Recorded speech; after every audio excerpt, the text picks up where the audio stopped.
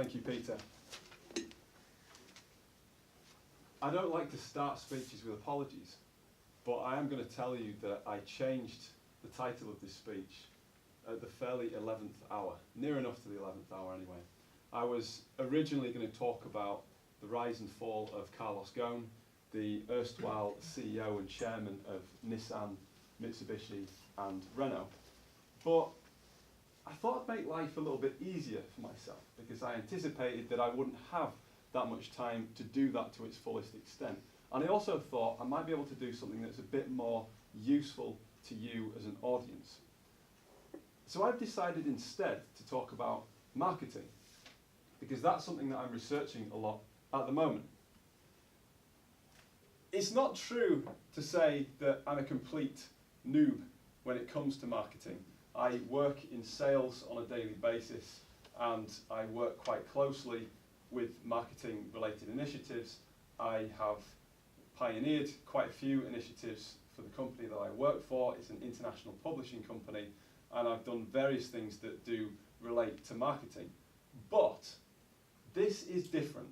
The research that I'm doing at the moment relates to my own business that I'm setting up in my own time. So guess what? I don't want to waste money. I don't have a budget, a corporate budget to work with. I have my own money, and more importantly, I have my own time.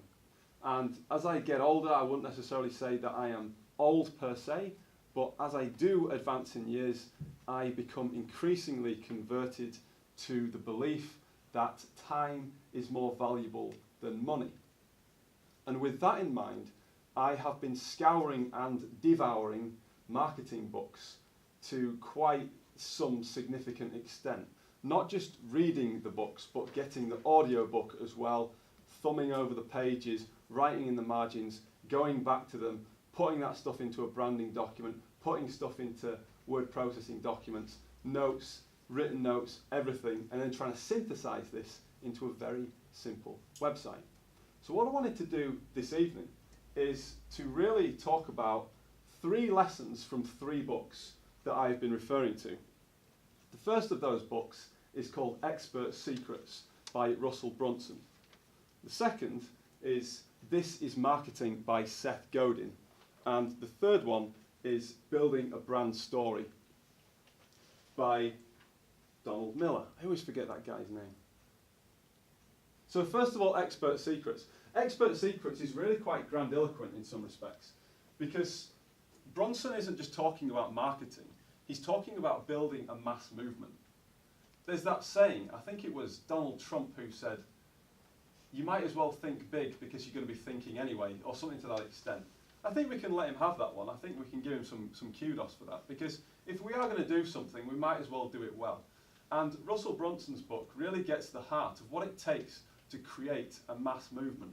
And there are 3 components to that. First of all is a charismatic leader.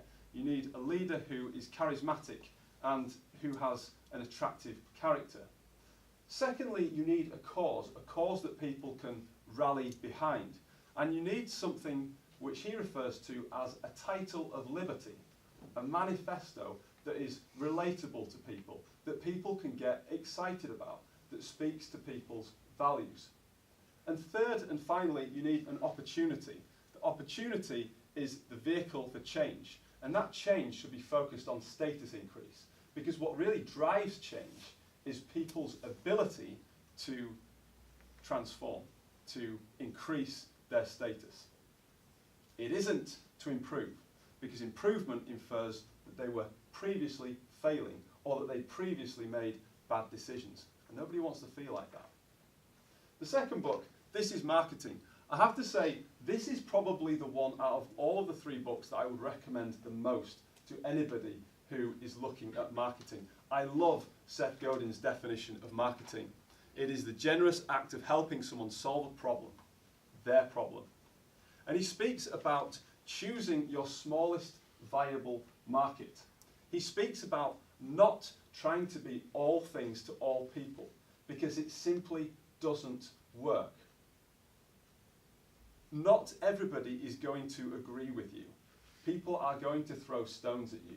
Unless you are entirely neutral on everything and stand for nothing, somebody at some time, somewhere, for some reason, is going to throw stones at you. And Seth Godin says, that's fine. In fact, that's good, because you want to deter those people from your service or your product. They're not the people who you've chosen to serve. He speaks about proactively choosing who you want to serve and then meeting their needs. And I love this quote that I've included as well. People are waiting for you, they just don't know it yet.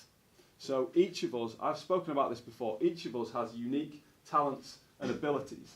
We have a unique voice, we have unique experiences, and we can speak to people in a particular way that other people can't.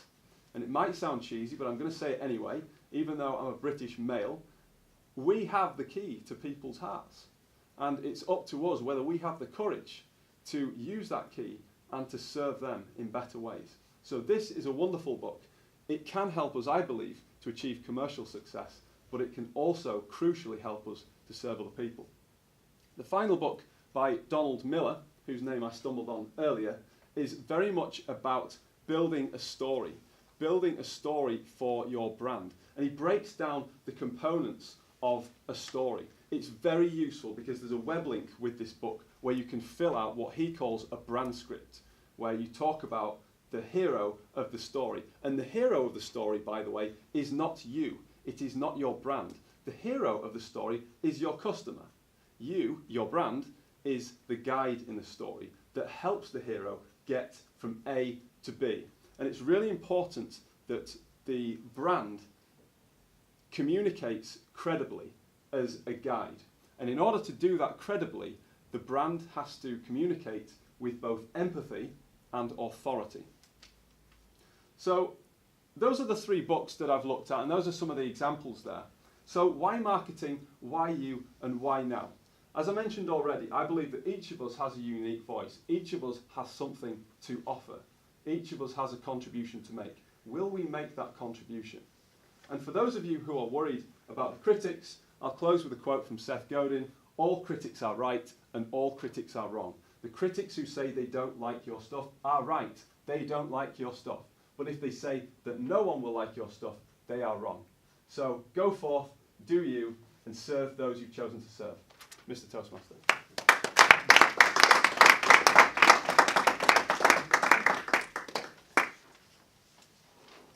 So we did the voting and feedback slips earlier. So at the top you should have a feedback slip for the first speaker. Perhaps you'd like to put Tom's name, and you may wish to even put your own name afterwards so we know who's receiving the feedback from. Mr. Timekeeper, could we have a minute on the clock for everyone?